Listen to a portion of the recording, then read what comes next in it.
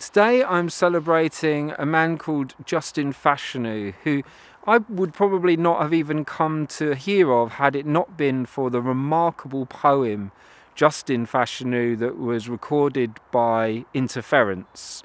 A poem that I was able to record and create a short video for that has now become difficult to find on YouTube, and yet it was at one time, I think, pretty much the only tribute to Justin Fashanu, who is a character who in recent years has become much more widely celebrated and recognised. Whereas when that recording was first put up online, there was nobody talking about the tragedy of this man's life and what it must have been like to be Justin Fashanu at the time of his life, because he was a guy from a poor background who managed to make it not only to the top of his of Division 1 football, but ended up in the English football team and was indeed the first black player in the English football team, and then later on came out and was also recognised as the first openly gay and black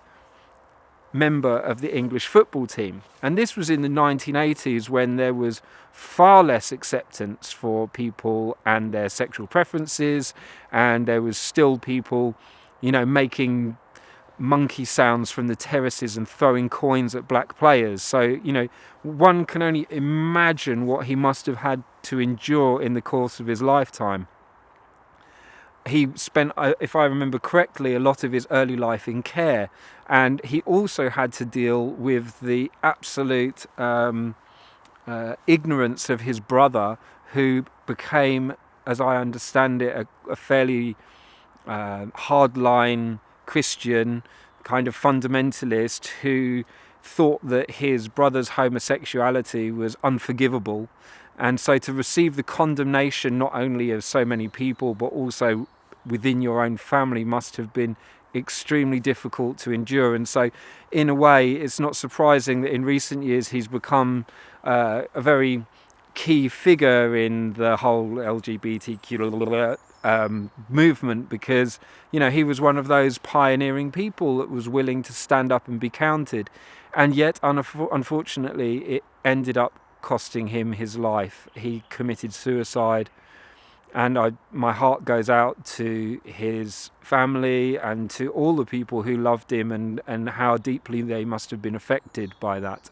It's one of those sad stains on our culture that people like him have ended up taking their lives. And in the fading light of this evening, it seems somewhat appropriate for me to recognise this man's fading light, despite all the beauty he had and all that he achieved in the course of a lifetime. So I really highly recommend checking out this incredible poem that you can find in the description, and I just want to take a moment to celebrate Justin Fashanu.